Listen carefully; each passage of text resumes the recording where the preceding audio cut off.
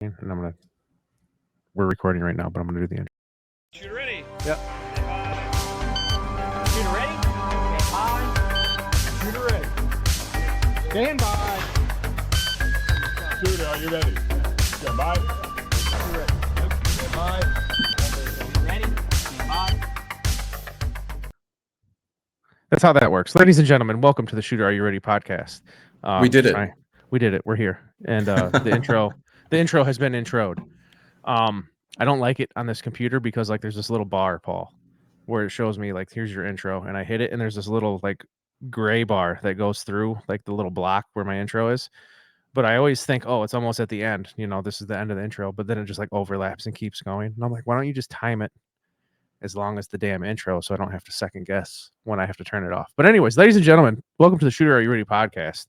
I am your host with the most, from coast to coast, like butter and toast, Midwest Savage, with my cohort. What's a cohort? Is that a thing? What's that mean? I don't know what that means. Are we Google losing? that. We might be losing the plot right now. Google that. With my co-host Paul. We're here. Maybe cohort is a different way to say co-host, but we're here. It's the Shooter Are You Ready podcast. Thank you guys for tuning in, and I hope I'm delighting your earbuds right now with fantastic vocal things. Anyways, Paul, how you doing, buddy? I'm doing all right. Spent the morning at the range. It's kind of the first nice day in northern Wisconsin. So, I mean, when I say nice, it's 55, but the sun's out. So hopefully my seasonal depression just turns into regular depression at this point in time. Good hoodie weather. It's fantastic hoodie weather. I am a huge fan of hoodie weather. I've said it 1,000 times. You find me a place where it's between the range of we'll say a 64 and a 74 year round. I'm there, dude. I'm there. I would Ted Kaczynski myself a cabin and never move out of that place. I think would just be right there. Year round. I feel like that'd be like high desert of Arizona or something like that. You think so? But you just said desert. See, you say the word desert, and to me, I'm like, there ain't no hoodies in the desert. Get out of here. Not with that attitude, there isn't. Not with that attitude. Actually, the best hoodie that I've ever purchased came from Vortex, the optics company. Oh, which is Vortex. Kind of a strange thing to say, but almost all of their clothing that I've gotten from them has been fantastic. They have this heavyweight hoodie that if you're ever driving kind of southwest of Madison, headed towards Dubuque, they've got a showroom just outside Mineral Point, Wisconsin. And I think it's in a town called Barneveld. And they just have all of their clothing on display. And I've got a couple of their flannels that are fantastic.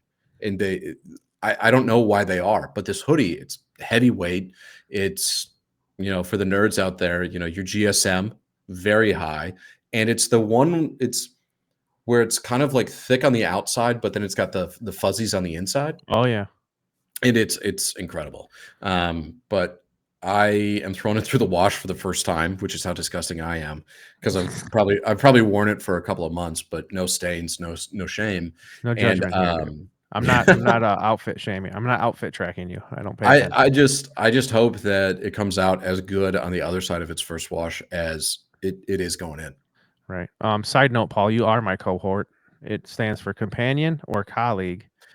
Or it also means a group of people or who share characteristics or experiences. So I think. But you said cohort, not cohort. Yeah, whatever. All right. I got a GED. Cohort. All right, you're my cohort. Be thankful that you're getting multiple syllables out of me, brother. Yeah, dude. Come on now. But anyways, well, what's up with you? What are we shooting? What are we shooting? I did just go to the range last weekend, and it pissed me off because I haven't uploaded in I looked at this today, and it's over a month. I haven't uploaded a video. I think the last thing I did was with Tommy, and I went to the range last weekend. And I was like, I'll just make a video of me doing some drills, practicing, just to get something out there. And then we spoke with our guest who will be here next episode, and I'm not going to throw it out there, but he was mentioning how if something has bad audio, he doesn't like it. And it was so damn windy, even though I had the little muff on my microphones, all you could hear is, and I was like, I can't put this up in good faith. I can't do this. So I'm gonna have to, I got an idea. The middle of this week, it's supposed to rain all week here, except for Wednesday. So I'm jumping out of work half the day to run to the range and make a video on accuracy of a 5.56 WBP, because that seems to be the hot topic on Reddit right now. And it blows my mind because I've never had issues with my WBP in 5.56, but there now is an uprising of people. It went from WBP good, and now it's Right. WBP trash accuracy. And I'm like, what just happened? Like, I don't even But remember taking the turn off of this main road of WBP good, and now it's WBP bad accuracy. And I'm like, I don't think I have that issue. So wasn't I'm really gonna like nail down some groupings and some, I'm gonna try to hit this 4-inch plate I got at 200. First I'll start at 100, then I'll move it down to 200. But I'm gonna record, GoPro everything at that distance, the hits, and try to get like a decent, respectable analysis of my accuracy when I'm getting out of mine. This isn't something that's new with WBP, right? Okay, Like there no, was this a batch it was like when they previously that people first complained about. it was when they first came out, they had issues with the barrels. And Okay. then apparently they swapped to different barrels. Because like if you had a shit one, they would even swap the barrel for you. And then apparently they started being made with different barrels. And now it's like a thing again. So I don't know if like a bad batch came back around or if people are just shooting off of their forearms, not knocking anybody. Maybe, your rifle is indeed, not good. But like maybe they're just bad shooters. Maybe they have a bad rifle. I What don't know. I feel like if you're going to claim that there's a problem with the mechanical accuracy of your rifle, you have to take as many variables that could have an outside impact on that rifle in order to Yeah. prove that. I almost wanted So to say, send me your rifle. Send me the rifle. there is something to be said about that, where it's like, okay, what optic are you using? Yeah. How are you spotting it? Well, I Not got that called out. that would be out there, but I got legit called out on Reddit because I mentioned this guy. stop going on Reddit, man. I can't help it, dude. We'll get into how bad Reddit has been this week for me in the gaffs, the gun accessories for sale subreddit. We'll get to that in a minute. But like this guy was talking about, this is my group in this picture. This is me shooting it in this picture. This is me at KCON in this picture. And then I just commented, hey, I'll be at KCON next month. We'll get into that later too. And then I was like, I'll see you there, And then somebody else jumps in. I bought my WBP with the ME railed dust cover because your video. And I was like, oh, this other guy, the original poster made a video, huh? And then I had to read it like twice until I was like, wait a minute, I think he's talking about me. Because then, like, I had the WBP railed dust cover on my 5.56, but I swapped it for my JMax stuff a year ago, so whatever. Right. But but like to me, okay, I'm straight honest here. All right, let's everybody pull up a chair. Is my WBP railed dust cover Loctite, like locked down, not moving? No, it like if you push it hard enough one way or the other, that dust cover does have like a little shimmy in it. Okay. But now I know that I've practiced with it enough. I've realized this enough to where when I sighted it in, I pushed that thing as hard to the left as I could. And then when I'm in a competition, I'll smack that thing like to the left just to make sure it didn't move. But I've never really had like whoa, the accuracy is ridiculously off on this. Like I'm aiming one target over to hit that steel. I've never had any issues that severe. But I know that, it's the theory of if it can happen, it will happen. So I just take precaution. I wouldn't say it's a terrible dust cover, but I know that it's capable of moving if it gets hit hard enough to go one way or the other. And I'm not talking about a 1/4 inch shift here. I'm talking very minute movement here, but enough to where, if you have a toothpick's worth of movement at 50 yards, a couple 100 yards out, it's going to turn into a full It's going ruler. to send you. Your cone of fire is just going to increase. So I don't know. Like I said, I don't have that same dust cover on, but I took that dust cover with the 7.62 to Winter KCON, and I had no issues at Winter KCON. I was hitting shit I was aiming at. It was fine. I didn't hit the 600, but that's a different story. There was more at play. Oh yeah, that was going on for that one, because that also, like when you start getting out past 500, your optic setup can also come into play. Yeah. Especially if you're running magnification with no holdovers, which I think you were, because weren't you Yeah. running a EOTech? EOTech. Yeah. Yeah. EOTech man here. But I now am running this Huey over here. And then I have this primary arms 2X. But anyways, regardless of the magnifier, non-magnifier. A try divided household right there. That's what Yeah. that is. It's my eyes can't make up their mind on what they want to do. But that's like the gist of it with this whole Mhm. Reddit, because at first it was one guy, I think last week. And then it turned into another guy like a few days later. And then this other guy was like 2 days later. And so now it's like it's snowballing slowly. It's getting bigger. Is this So on our AK-47? yes. Okay. I'm trying to scroll through here and see if I can see where the problem comes in. It's in there. I don't know how far back it is. I'm pretty sure my comment was replied to yesterday or the night before. Okay. So Yeah, it's because I'm even seeing some things where people are like, "This is what my barrel looks like." This is like yeah. now anything out of Poland, I Oh think yeah. is So starting it's like, to. I mean, let's be honest. We're gonna have a guest on later on, and we'll get into this deep in a couple weeks with one of our future guests. But it's a commercial rifle, okay? I'm not justifying that. Yeah, your shit shoots at a 10-inch group. That's not good. But Mhm. shit happens. Sometimes you'll get a lemon, But like, also, I'm not trying to jerk us off here, Paul, but like, I think to the average person, you and I are different shooters to the average person. We, if you, I really wish that there was some actual data behind this, but the only data that I can really find is like the number of people who shoot registered matches per year. That's And okay.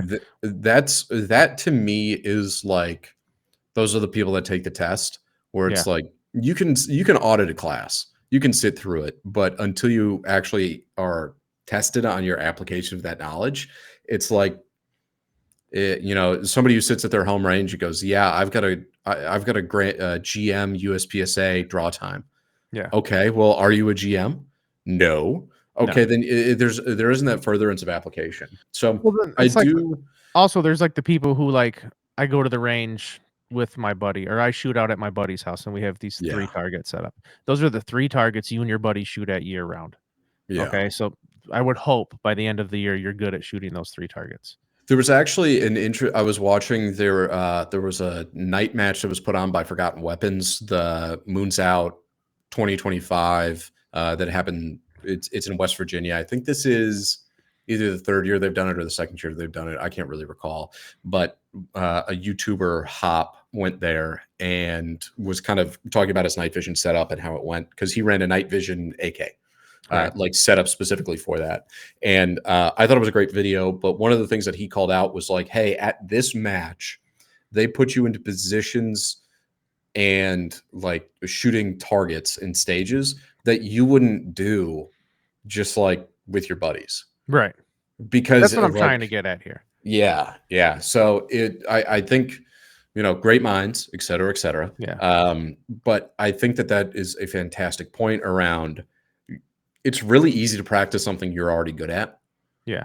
But and kind of getting back to the accuracy, proving the mechanical accuracy of a firearm, you like if you're not strapping it down to a lead sled and running 5 different types of ammo through it, I Yeah. think Neil, combat accountant, lethal numbers. Yeah. I forget what he goes on. Oh, they on hate Instagram. him in that subreddit. That's my boy though. I don't give a shit. Yeah. Lethal Well, numbers, dude. What up, thi- Neil? think of like some of the proof that he puts out there on Instagram, where it Oh, is dude. like he's not shooting one group. It is I'm shooting multiple groups, Yeah. and I'm trying to find different variables that are out there. And is it me? Is it the ammo? Is it Right. X, Y, or Z? Well, And if somebody just comes up and throws up a 10-shot group and says, "Look at it, 6 MOA," how much have you shot? Was it off of a lead sled? What were the other factors that were going on that right. we can dispel in order to prove that what you're showing us here is actually correct? Well, that's why I always like, even with me, I'll shoot a group and it'll be like if my little 1-inch square on the target, I say I shoot 5 rounds at it. Like I had this rifle, this fantastic Mhm. thing out, and I was shooting at my little 1-inch square and my shoot and see target. I hit it 3 times. 2 other rounds were outside of it, 85% of the time, if I'm not, directly next to or even close to like a few shots, that's 100% me. 85% of the time, that's 100% me because I know I don't have the best bench rest setup. I know I don't have a lead sled. I have like a couple bags with some fill in them, and I try to steady myself as much as possible. But like I said, even if I just scoot off, quarter of an inch before I pull that shot, by the time it sails 100 yards, it's way more than a quarter of an inch. It may Yeah. not look like it when you're looking down a scope at 100 yards, but like you said, that thing needs to be strapped down. It needs to not be able to move. There's got to be so many other variables that you have to eliminate in that subject to finally decide it's the barrel. I mean, And I'm not saying this guy shooting 16-inch groups is out there coughing before he pulls the trigger each time. yeah, shooting it above his head or anything Yeah, like that. I But mean, but I'd like for there to be a little bit more data behind it, yeah, for lack of a better term. The other thing that I think, if you do shoot a lot or maybe there are some people who don't shoot that much who can't do the call, but like, man, I really pulled that one. yeah. Like, Oh, I my know when sight I and the do. target were not lined up, and Yeah, I know that was a miss, and that was on me. So I'm going to call that one out as an outlier, and then I'm going to get back, right, into what I was doing. This actually happened to me today.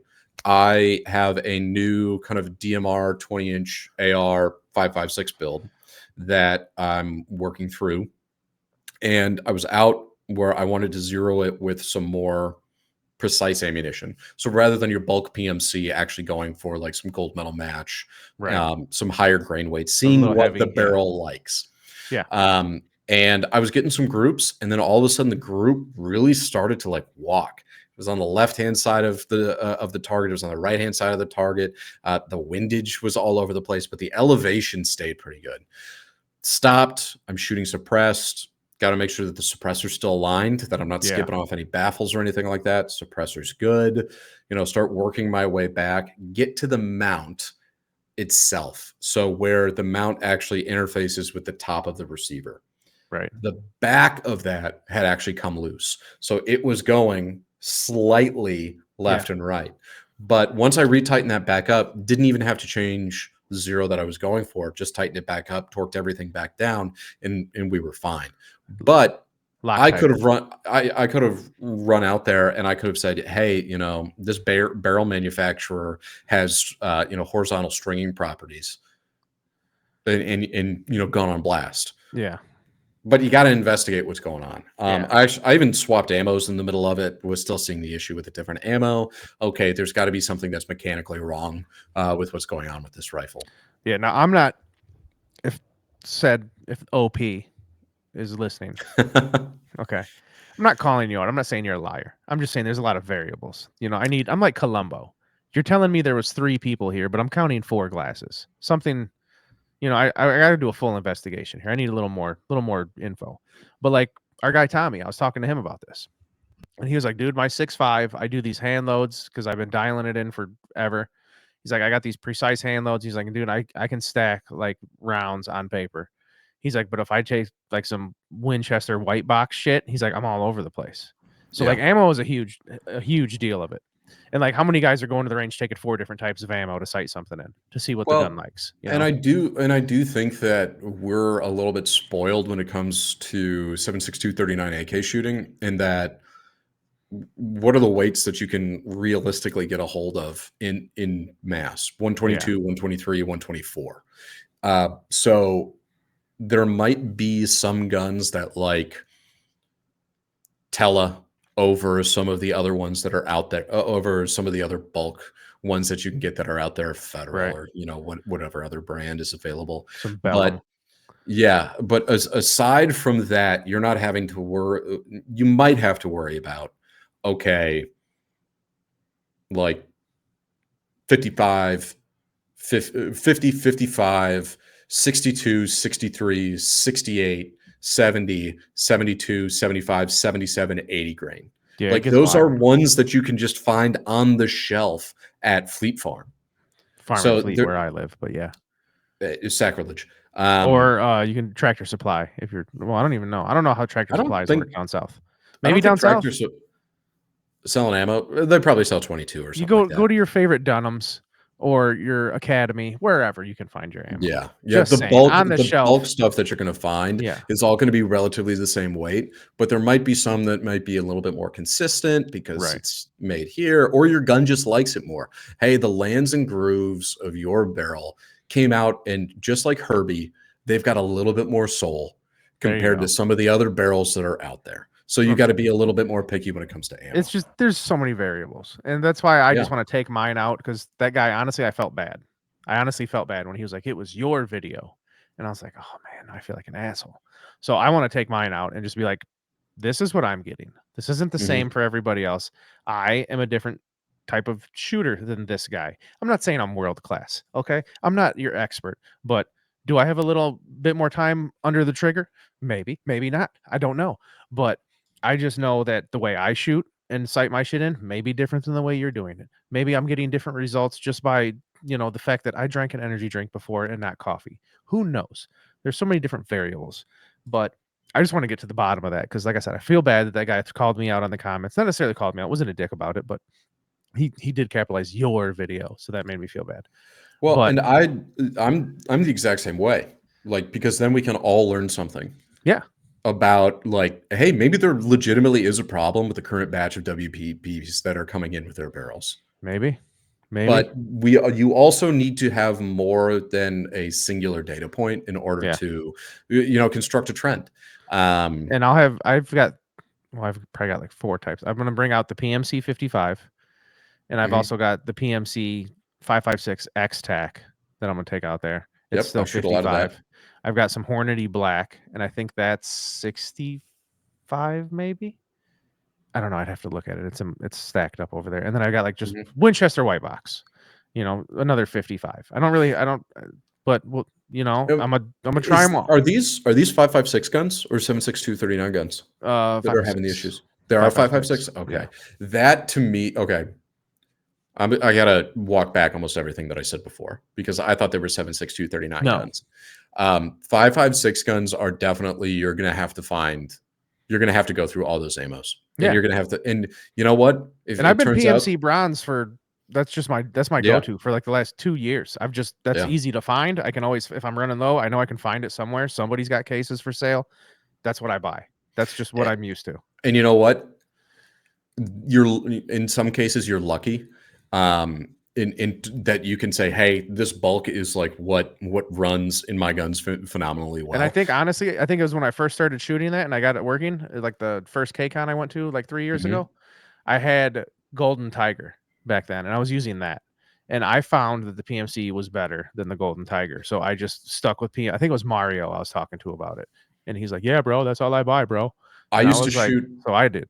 Yeah, I used to shoot a lot of the lacquer cased Barnaul Yeah, 223, the kind of like green stuff. right. And I was actually shooting that indoors, and I thought I was going to light the range on fire because just of like some of the sparks and things not that were coming out of the gun, but that were hitting the trap.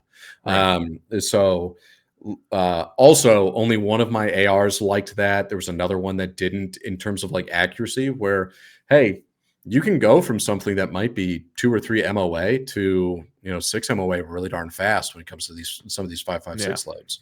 So 5.56, I will also say I feel like I've just turned more problems in terms of accuracy within the AK varieties of 5.56, Yeah.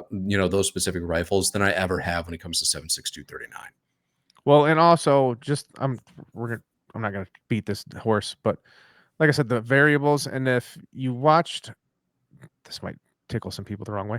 If you watched M26 Lemon Grenades video, I mean, I'm sure this is more or less with the 5 or the 7.62 than a 5.56, but just the flex and the movement of an AK when you're shooting it, and like you watch it in a slow motion camera, that thing jumps. It's not. It's been made the same way for damn near 100 years coming up. It's not the most stable, accurate, non-recoiling gun there is out there. For 5.56, yes, obviously compared to 7.62, it's not as bad, Mhm. but just a lot of variables when you're coming to accuracy on a rifle like that. And so I'm not calling a person a liar. Please don't take any offense to any of this. This is just where I'm coming from. This is why I plan on making a video about this to try to get myself some information on how my stuff is doing on this.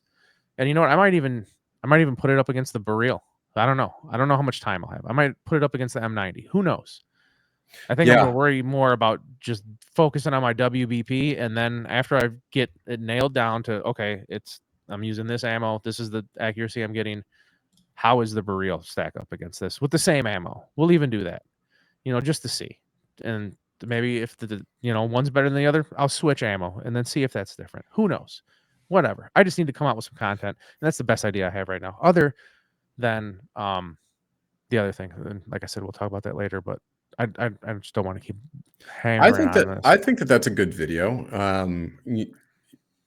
But also, I think people need to be cognizant too, where if it's, hey, in my rifle, this ammo is fantastic, might be different for yours. Some people say cucumbers are better pickled. Do you really want to Right? get into a fist fight? Like, they are better pickled.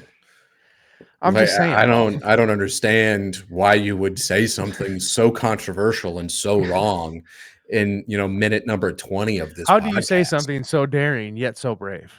But Yeah. honestly, there's a lot of variables. I plan on putting my honest effort into this to get down to how my rifle is affected by certain things. And I'm not going to go on Reddit and post about it, but you can sure as hell watch my video in I a think week. In a week. and I'm not saying that you need to do this, but I think it'd be really cool if somebody were to like take their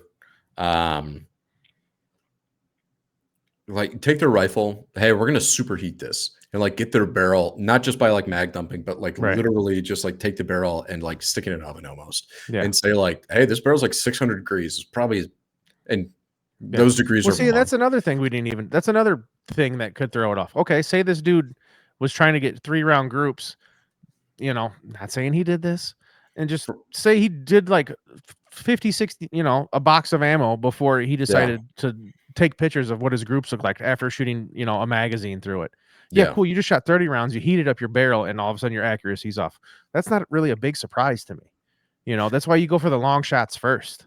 I think, yeah, but also, let's say he threw it in the back of his uncovered pickup truck, and it was -30 where he was at, and he drove for 4 hours in order to get to the range, and then That's these were the dedication. first 4 hours. and then well, hey, I do that for some matches on some weekends. I hear you. But Respect. like, gotta pat myself on the back sometimes. Give you a little thumbs up there.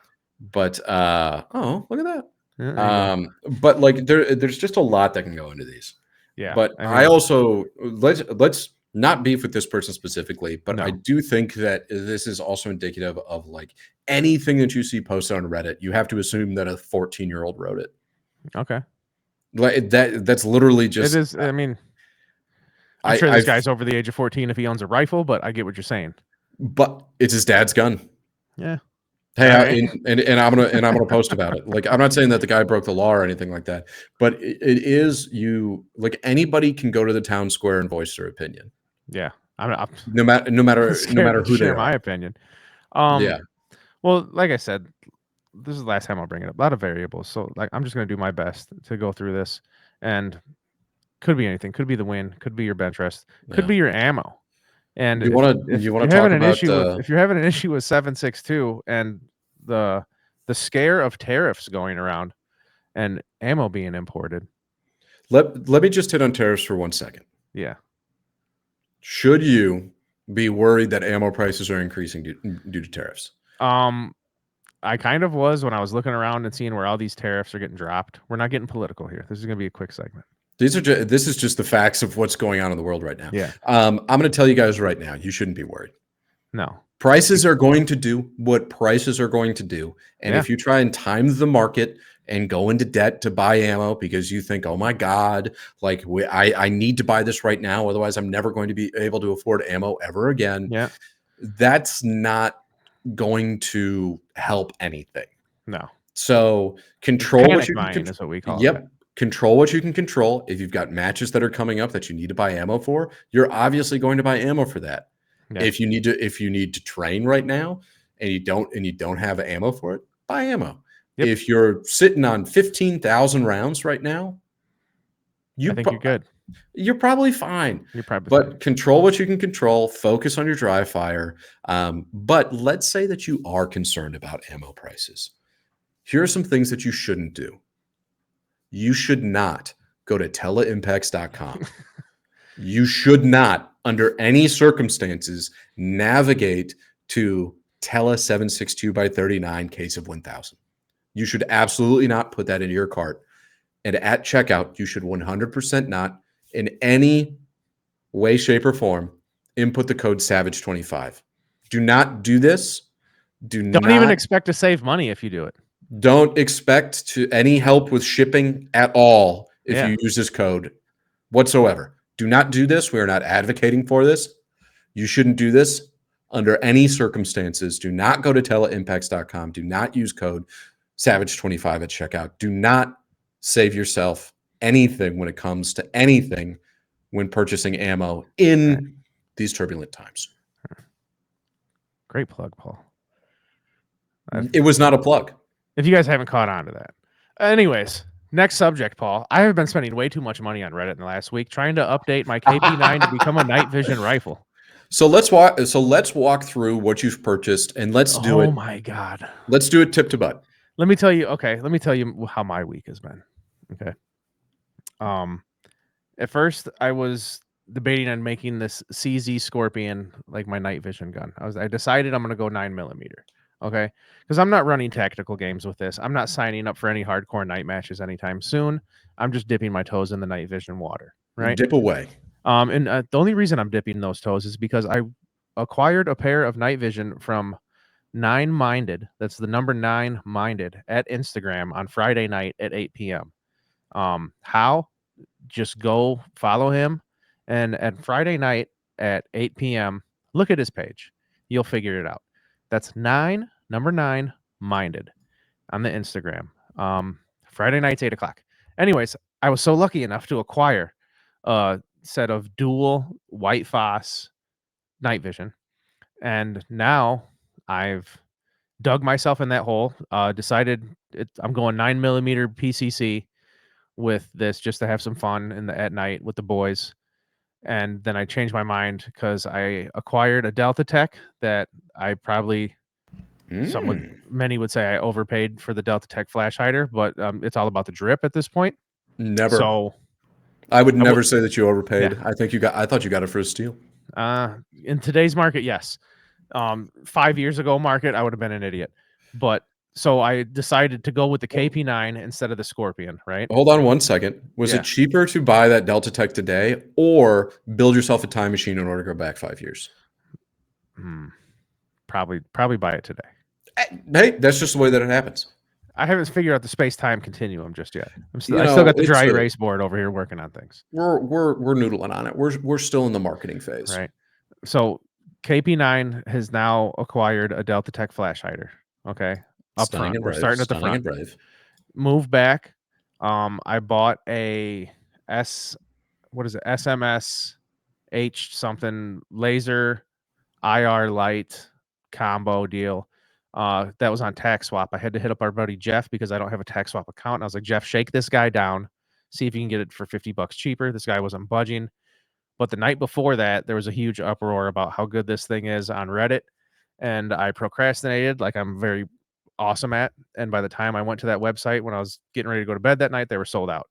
And so this dude on tax swap had one for sale because somebody on Reddit posted it when I hit up the willing to buy post, that I'm looking for one. And some guy sent me the link to tax swap. And I was like, and the guy wasn't moving on the price. So I told Jeff, forget it. Don't worry about it. Mm-hmm. And the next day I wake up and I see other people looking for this laser. I was like, shit, somebody's going to send them the link to this guy's tax swap. And I'm going to be out of luck because back on the tariffs, we all know a lot of these lasers don't get made in the US. Okay. Yeah. So I'm worried about them moving over here. Okay. Mm-hmm. And I'm like, because we know certain people who work for certain companies that develop lasers. And I even hit him up like, when are these coming in? He's like, dude, I have no idea. I can't even tell you. He's like, that's, it is what it is at the moment. You just got to roll the dice and hope that it happens soon. I was like, damn it. Because I really want to set this thing up to shoot at KCON in a couple weeks. Yeah. Yeah. Right? Don't be wishing that you had a time machine. Dude.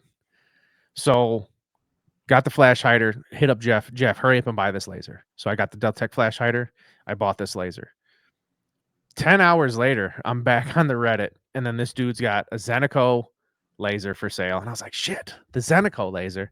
I was like, that's getting the drip really going because It's my buddy at VC Optics, Tony, Tony. yeah.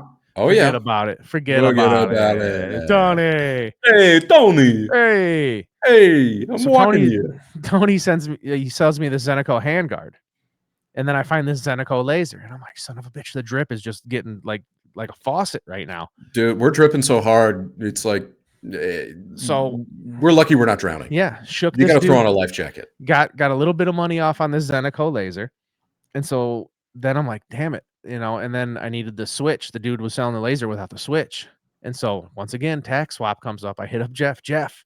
This dude's on tax swap Dude, you with got the switch. You've got a legion of. Dude, I had like my own. It's like yeah. Jeff worked for me for a day just haggling with people. Jeff was like my haggle assistant. It was terrible. And then okay, we got 2 lasers. I got one. I'm gonna sit on and hoard. Maybe sell at a later date. I got the Zeneco. I got the flash hider. I got the Zeneco handguard. I put the ALG trigger in there. I got the Riley defense buffer.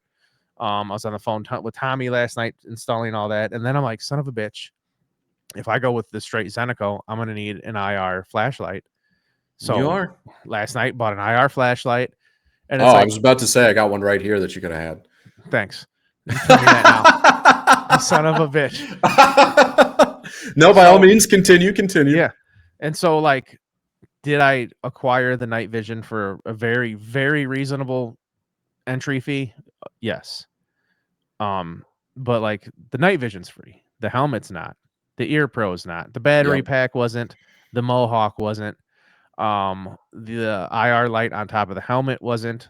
And all the accessories to kit out your KP9 with an EOTech and night vision lasers and IR lights and fancy triggers and everything else. Probably, I don't even want to try to guesstimate a number, but I know it was enough to where when I had to work 16 hours the other night, I was like, thank God I'm getting some overtime because this thing just cost me an exuberant amount of money. Suffering from success is what we call me about it. Yeah. But once it's all done, dude. Oh, and I bought a night vision camera. Just not a camera. That it kind of clips. It goes clips into the eyepiece. So everything I see through my night vision is what you will see on the TV when I record videos with this. Hell yeah.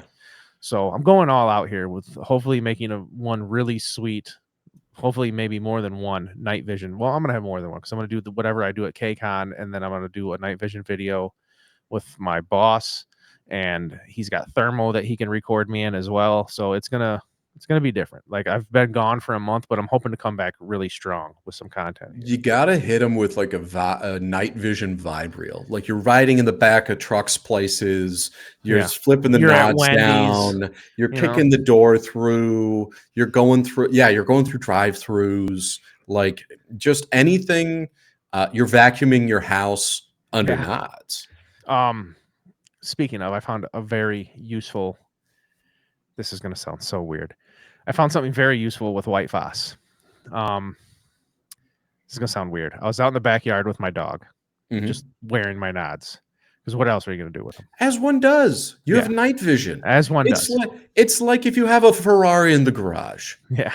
Sometimes you take it around the block. You take it around the block. If you have a Jag, when you arrive at dinner, and then with a lovely woman who's not your wife, and then when the check comes, you go, "Ooh, awfully sorry, I forgot my wallet at home because I drive a Jag." Yeah, it's just the nature of owning certain things. Means that you do certain things. So while I'm in the backyard with my dog, I'm looking around. I'm looking at trees. I'm looking at the side of the house. I'm looking behind the garage. I'm doing a nice little walk through my backyard, and then I look down. I'm like, what the hell are all these black spots? Did I fuck up my nods? There's black spots.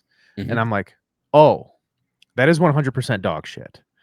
And it night spotting dog shit? Dude, because the light doesn't reflect off of it, Oh! And so it's like you can see it. Everything else is, white fossed out. And then I'm like, wow. I was like, so I guess I'm cleaning this up at night from now on because you can You see all of it. yeah, There's no more hunting it down with a pooper scooper. you There's no can't more hide anymore. No, there's no more scanning the yard with swinging the poop claw back and forth. It's nope, there's a piece over there. I can definitely see it. Yes, it's 2 in the morning. Yes, Man, it probably looks weird to the neighbors, but it is what it is. That's how I clean up, my backyard now is at night with a pooper scooper. And it's so if you have a set of white foss and a dog, start cleaning it up at night. That's all I'm there it telling you. is. There it There is. it Sell is. those services in and around your neighborhood. Yeah. Make that stuff If you've pay got for the Yeah, right you know what? funds. That wouldn't be a bad service. Hey, I'll pick up your dog shit. Even in the middle of the night, you won't even see me there. Yeah. But you'll wake up in the morning knowing that you Night can walk around barefoot and not worry about it. Nighttime poo removal. I think I know the next Yeah. sticker that is going to be dropped Nightcrawler on Nightcrawler poop removal. Nightcrawler poop removal. Yeah. Yeah, That just that might be that could because they always have these stickers and like t-shirts that it's like a person in like a skull, and then yeah. they've got like the nods coming down and they're Oh on no. fire and they're like jumping out. Earthworm, dude. Just an Yeah, earthworm. that would be like a earthworm gym Oh kind of a yeah, dude. thing, like Yeah. there, like on With a that, poop or claw. yeah, Yeah, that see, could be the move. $1,000,000 Could be the idea. move. I mean, it's a huge investment to get all my employees a set of nods and be like, "Look, you gotta go to the Johnson's house at 1. They left the gate open. Be quiet, but make sure that yard is clean." Well, that's because the removal itself is $4,000. Yeah.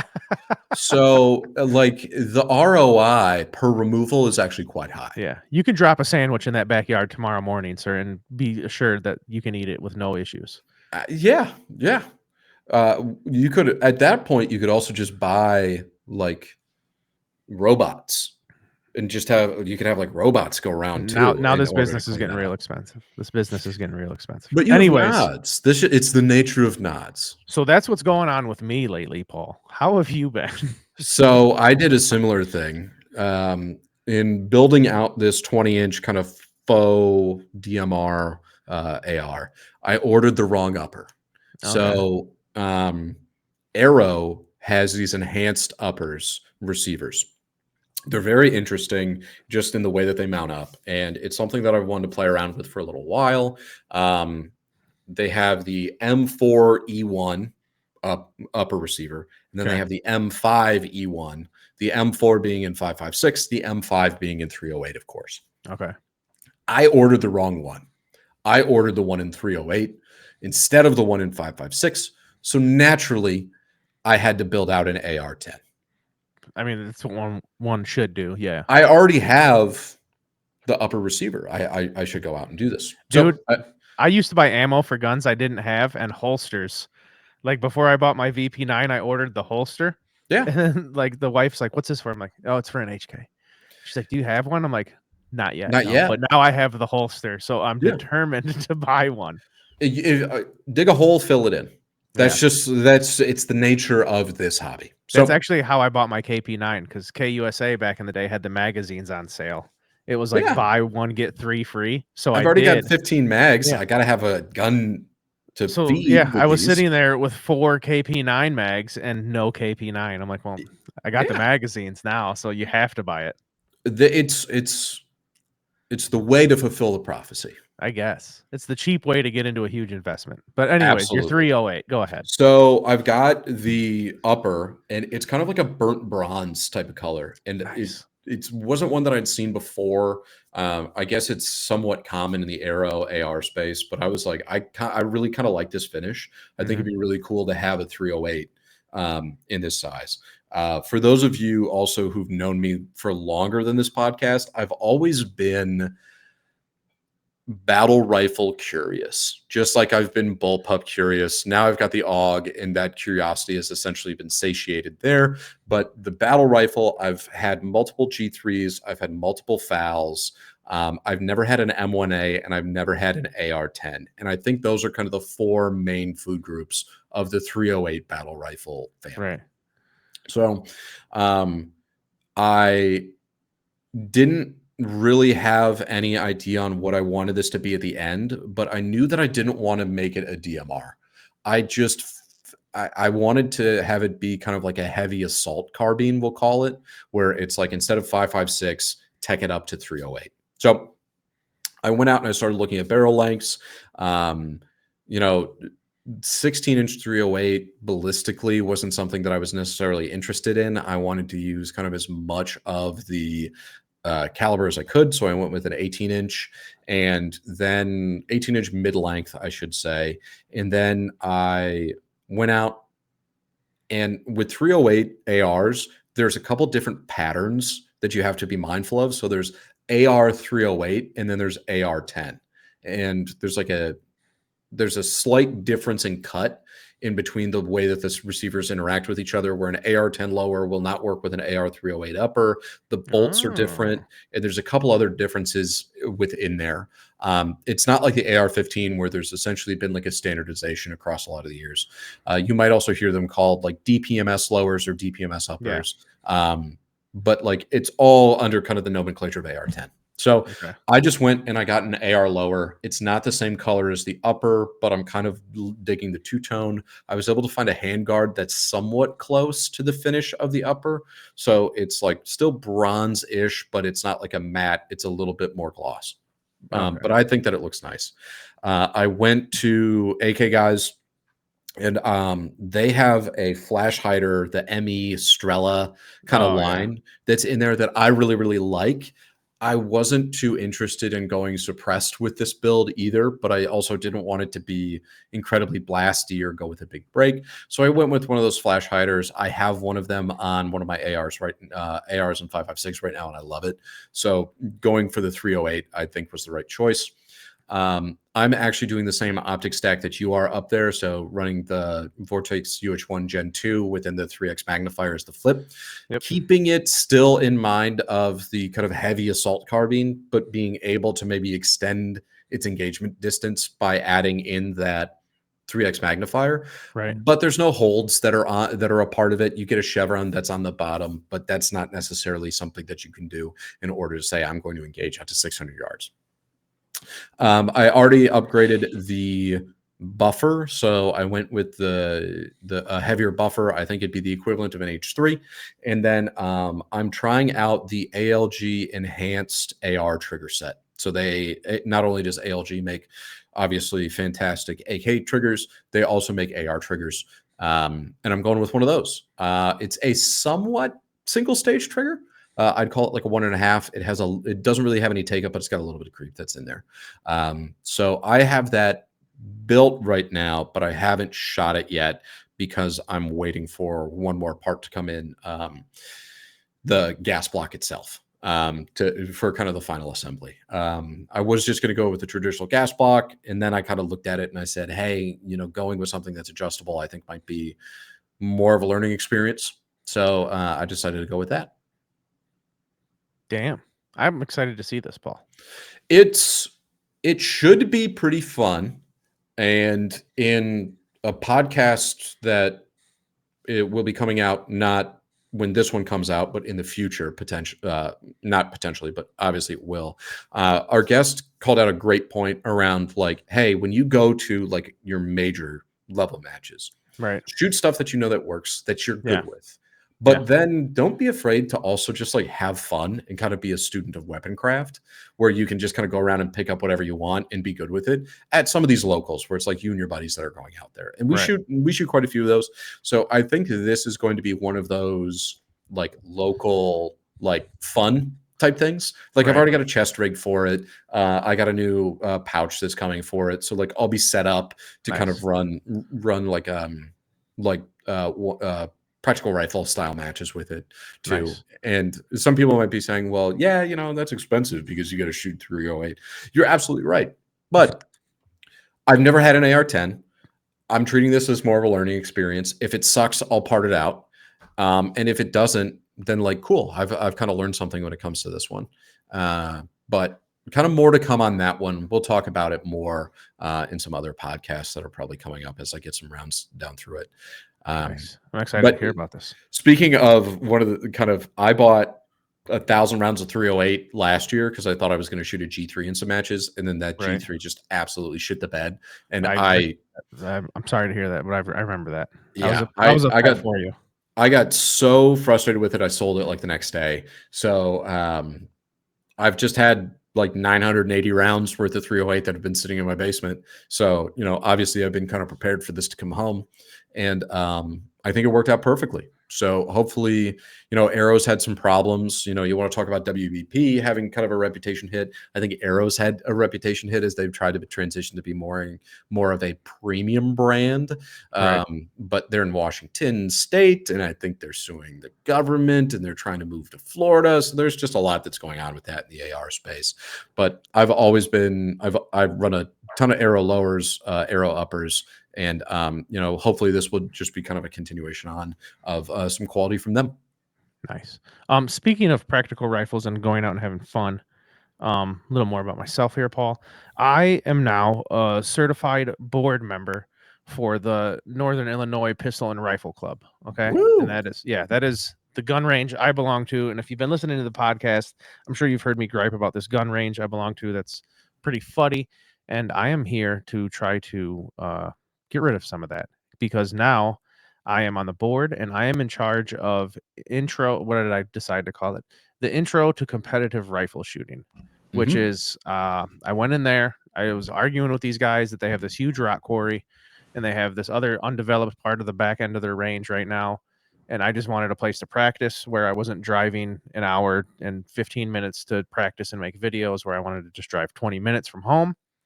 And that turned into, well, we can't just let you do it and no other member. I was like, well, I'll pay double the membership fee. Is any other member going to do that? Let them do it then. Because I'll pay double. I'll pay triple if you let me practice there. Because then that just eliminates me paying for, at least double eliminates me paying for the 1 hour away. Yeah. Oh, So that's true. Yeah. but they were like, no. And then I said, well, they're like, well, what do you want to do? And I just like, I do practical rifle shooting, this, that, the other. And they're like, well, what do you mean? And I showed them some videos. I made them a little clip, just some breakdowns, did little clips of all my videos of me at competition. And I was like, I'd like to do this. And I was like, and I honestly think, and we went to a practical rifle down south, and I had to go to a meeting that day. And I told them, look, Mhm. I went here.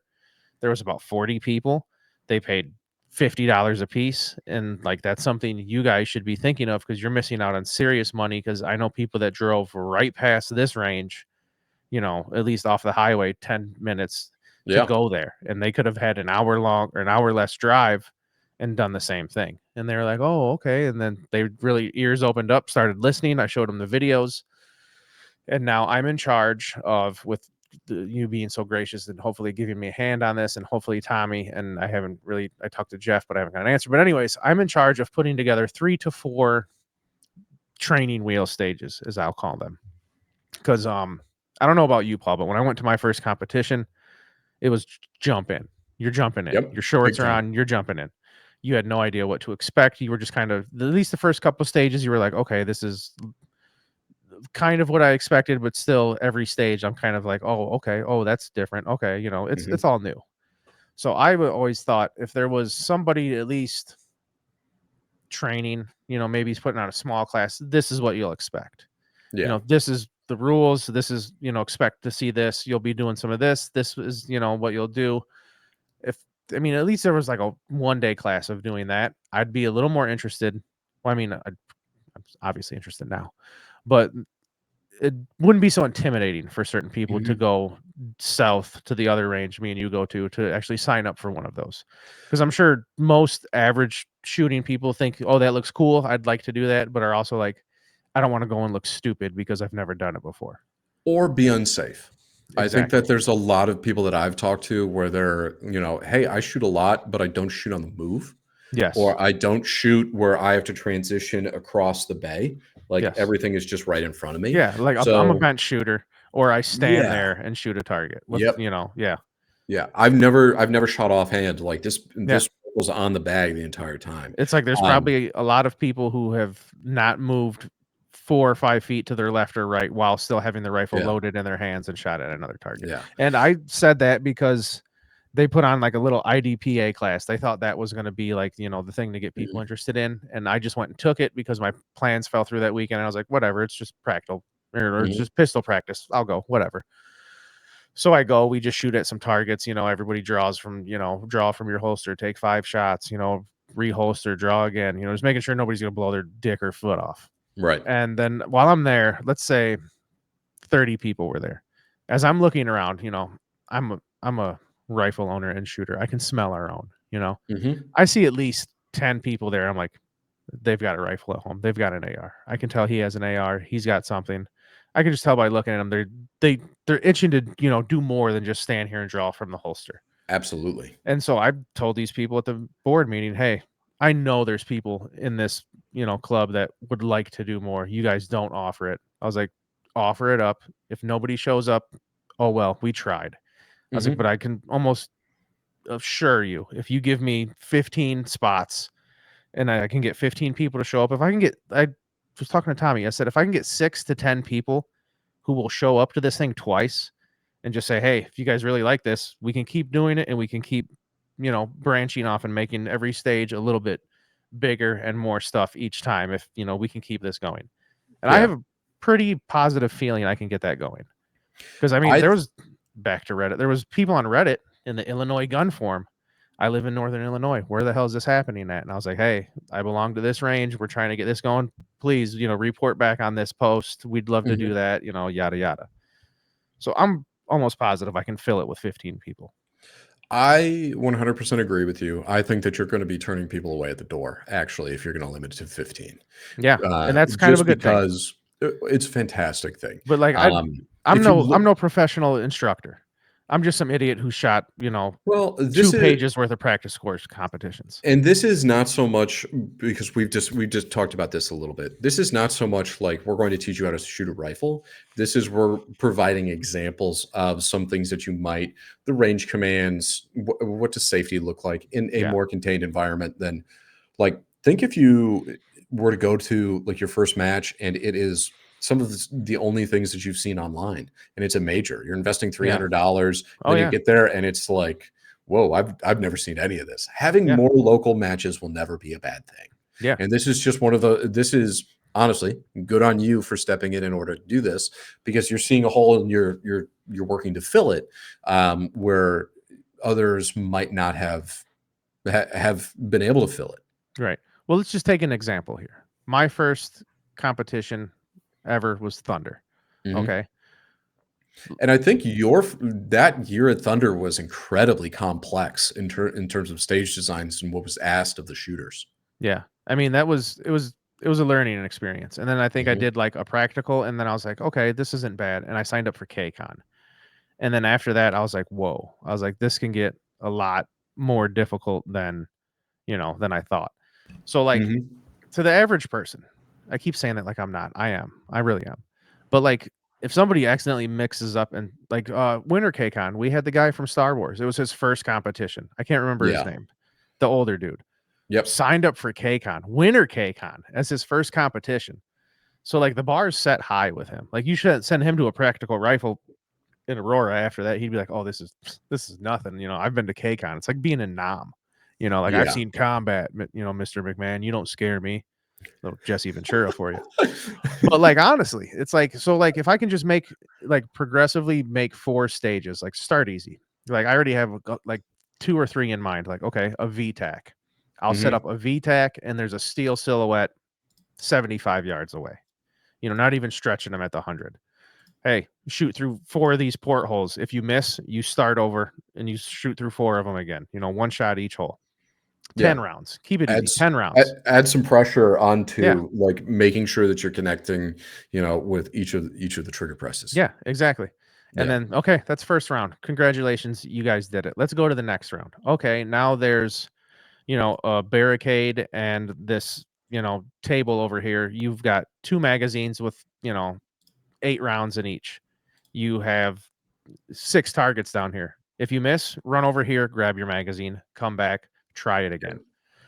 And then, third stage, haven't really thought of it yet, kind of got an idea, just building some, barricades out of like plywood and setting up some targets where you can only see them from this angle. You have to move over here to see the other targets. Okay. In the last stage, hey, here's 12 cardboard silhouettes, burn them down, have a good time, just mag dump these things. Yeah. And, then you kind of training wheel them into it. And then, like I Well, said, hey, also you guys come back to the next one, we'll make better stages. It'll get a little more advanced for you. I wouldn't say better, I would just say different Yeah. because your first couple of these type of events, if there's somebody who's listening that wants to host something like this at their local range, your first couple of events, I think, should be to build confidence not only in the people who are shooting, but also in the people who are running the event.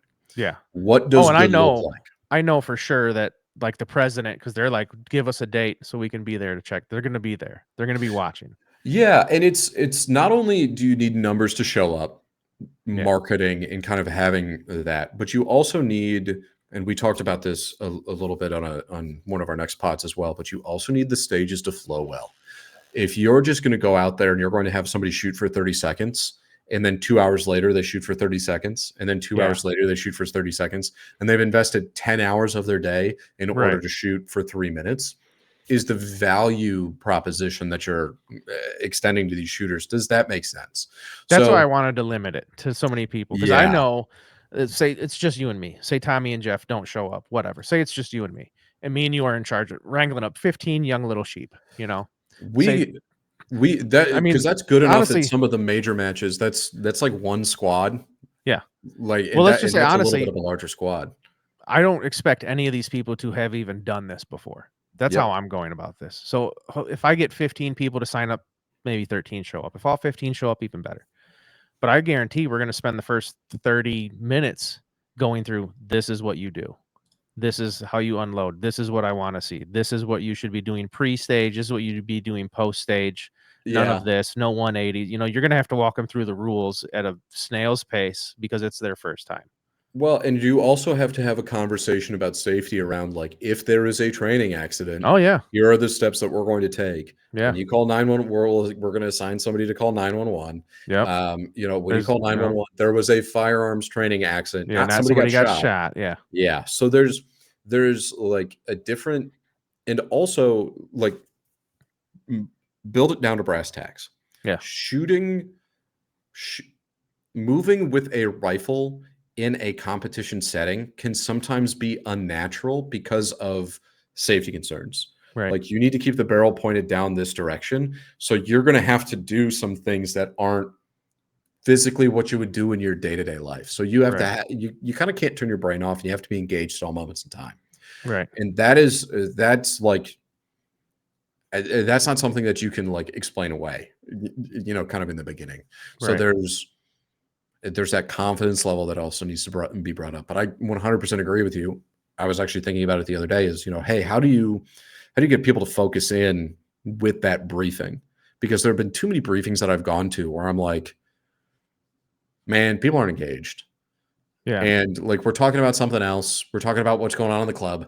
We're talking about what's going on in Washington. Yeah. We're not talking about what we are going to be doing today.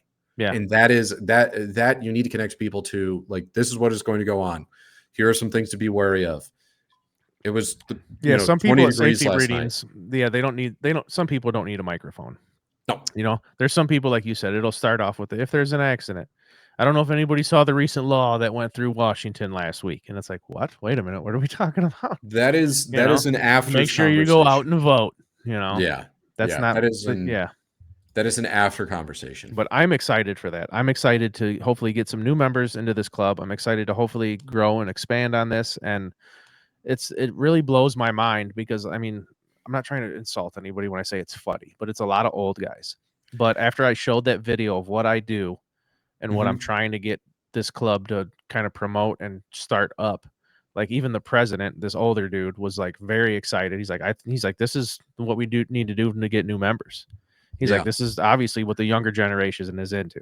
He's like, this is something we're doing and we need to. It's not only the younger generation. I mean, if you look at a lot of there's the board members. There's two guys on the board who are ready to show up. Yeah, it's like 22 to 72 people are showing up for a lot of these style of matches. Yeah, because I went and walked down the quarry a couple weeks ago with one of the board members, the guy who's developing this quarry. And he's like, so if I got an AR and I put a red dot on it, I can come out here and do this? I was like, you don't even need a red dot. You can just do it with irons if you want. I don't care. Yeah. And he's like, but other than that, I'm good to go. I was like, dude, if you have anything that shoots, that's rifle formatted, that's like, 9mm, 223, 7.62, 308 even, I don't care. I was like, just don't be coming out here with like your 6.5 Creedmoors. Like, don't destroy my targets. Yeah, there are limits that are out there, but it's another competency that you can bring into the wheelhouse. Yeah. If you're great driving on a road, you'd probably even get better driving on a road if you get some track time. Yeah. If you're great on the track, you're probably, better if you're, going head to head with somebody. It's just another way that you can prove skill and competency that's out there in Right. a controlled environment. So speaking of brass tacks, what I'm getting to here is if you belong to a range right now and you're like, it's fuddy, I don't like this range, it's fuddy, you can make a difference. You Just can. be like I do. Go in there and just complain for a year and bitch and moan like I do. Go to every board meeting, no matter how boring it is, or every club meeting with all the old guys with the nom hats and everything. And just every time you go in there, say, when can we start this? Do you guys want to, when can we talk about this? Give me your number. I'd like to email you some stuff. And just, you got to keep on it, dude. If you want it to happen, you can't just say, hey, you guys need to do this. That'd be cool. Bye. Like I've been persistent. Yeah. And you can,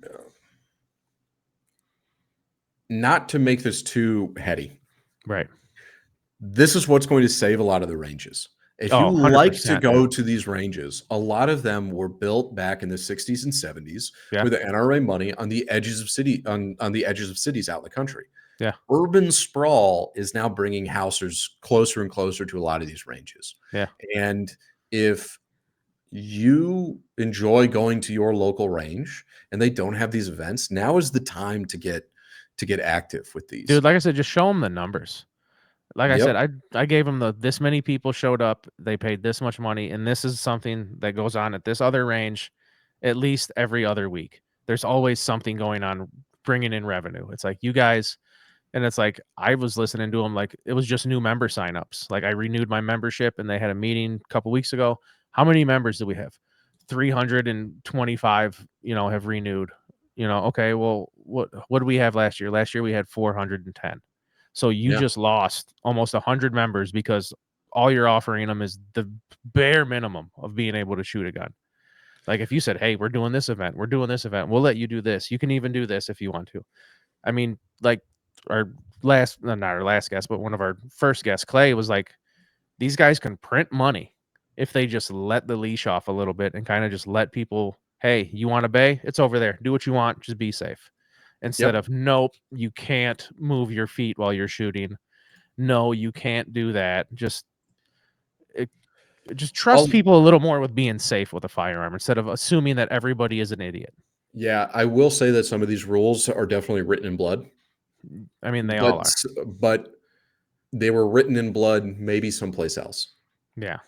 And maybe in a different time, where practical shooting wasn't what it once wasn't what it is today. Right. But I think that there's a lot of great opportunities for people to get involved at their local clubs, organizations. And if your local club won't permit this, or if you're getting roadblocks, there might be a possibility for you to go elsewhere. Or Or you how do start you? what's the word I'm thinking of here? You start a coup. Okay. Like I do. I wouldn't say a coup, but I wouldn't say a coup, but like Get like a like-minded people together in order to yes, enact exactly. change. Well, like I say, I go to these meetings Yeah. first Monday of every month. There's a meeting, and it's usually all old dudes. But I go there and I scan the room, like I'm like looking around, like I'm like, okay, that dude's a younger looking guy. I'm gonna go talk to him. Hey, buddy, what are you doing? Oh, no, what do you like to shoot? Oh, I like to do this and this. Okay, I'm trying to put this event on. What do you think? Oh, that'd be great. I'd like to try something like that. Okay, cool. My name's Jamie. I'll be in touch. And then I scan the room again. Who's that guy? I go talk to. I've been out there politicking, like shaking hands, meeting new members. Hey, I'm gonna tell you now, this range is a little fuddy, but I'm trying to start this up. Oh, dude, let me know when that happens. I'd be interested. And that's what you got to do. You got to get yourself a Yeah. small group of people and just go to the board members or whoever's in charge and be like, look, I got 15 people here that like want to do this. Can we at least try it once and you guys come out and see how it is? And if they say, you get some board members to come out and watch you and 15 guys out there having a good time being safe and possibly, hey, we could do this for $10 a head next time and make you guys $150 instead of making no money on a Sunday. Oh, that doesn't sound bad. That doesn't sound bad. We can make the club some money. Yeah. Not bad at all, I because mean, you got to keep the lights on. memberships will only take you so far. Oh, yeah. And you got to have the chili cook-off. You got to have the weenie Dude, roast. and they got those. They've got the chili Yeah. cook-offs, and it's so sad because I was looking at pictures, and they're like, "Yeah, Cliff, Bob, Tom, and Jeff all made chili." I'm like, "You guys had 4 pots to choose from? That's it?" I was like, "There should be 10 pots strong in there." You know, We you have 400 something members, and you guys got 4 different types of chili? What's going on? at my local ski club that I used to be on the board of, they actually did a like club event, and it was like, hey, come out, trap, skeet, 5 stand. You're going to enter into all these events. It's a registered shoot, but in for lunch they had a smoke off Nice. where it was like, and they probably had 8 smokers going That's what in the I'm parking talking lot, about. and you could just go around, and then you got like a little bit of everything. Yeah. Some of these guys, if the event was on a Sunday, they showed up on Thursday and started cooking. Oh, I mean, yeah.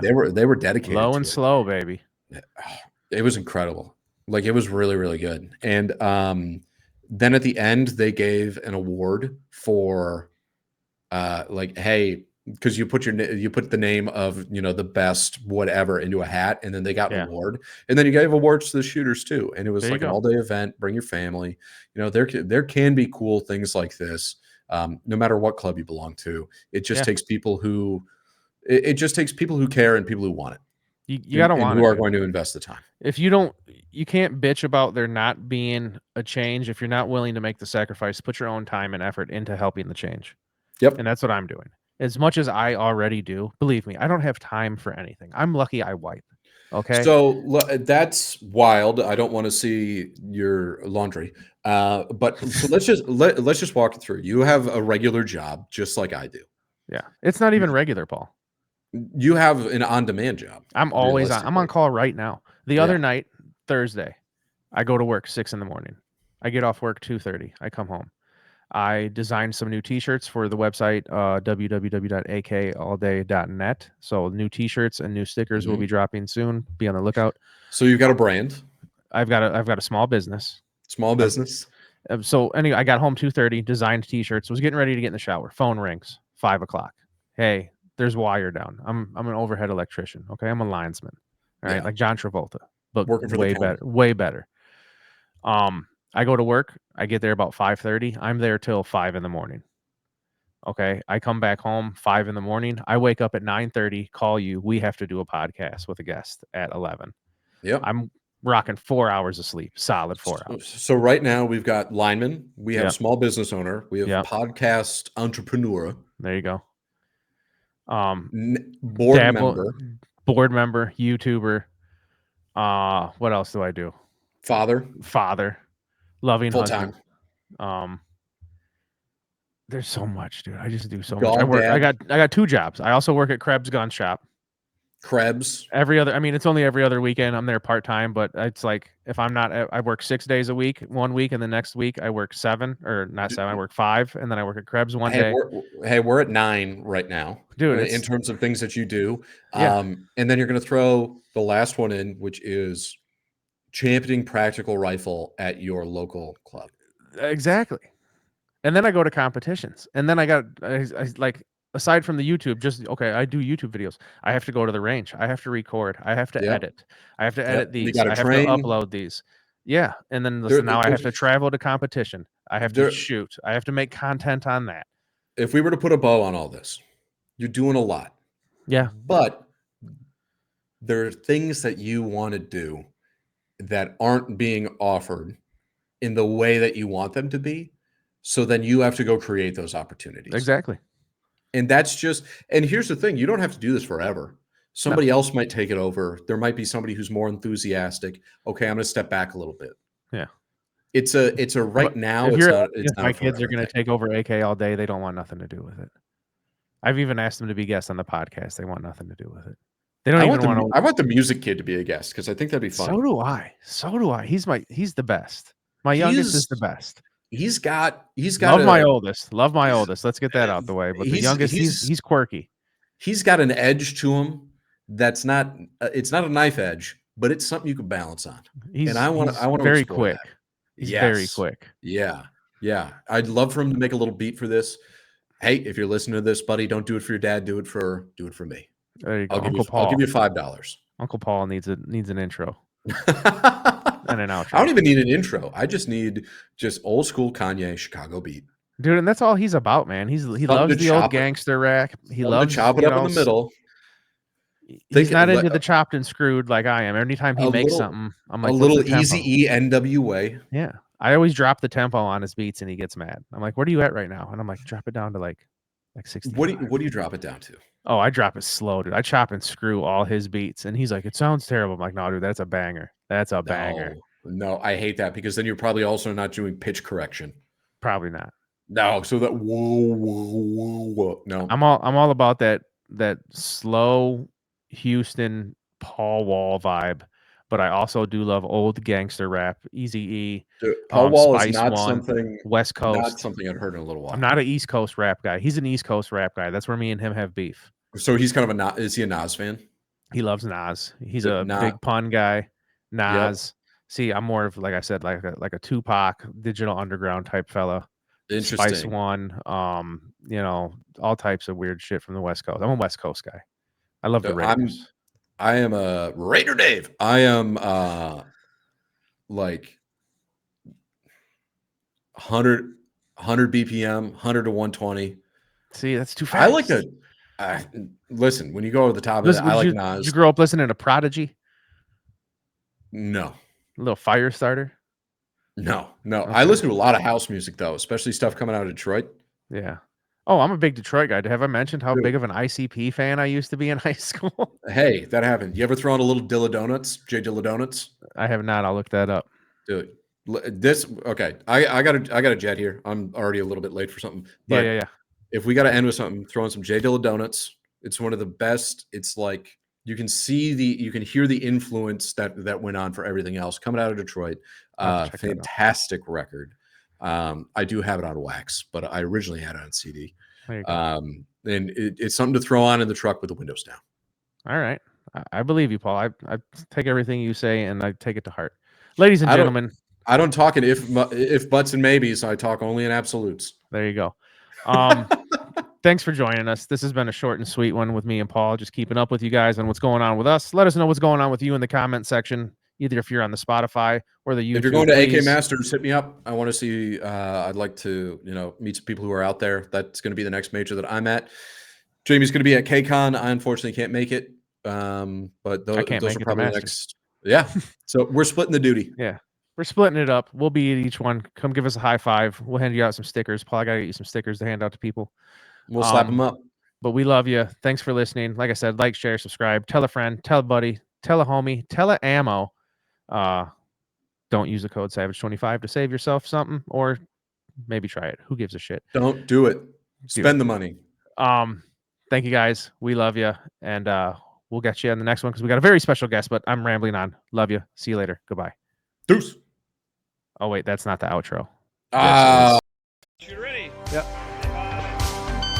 Shooter ready? Okay, shooter ready. Stand by.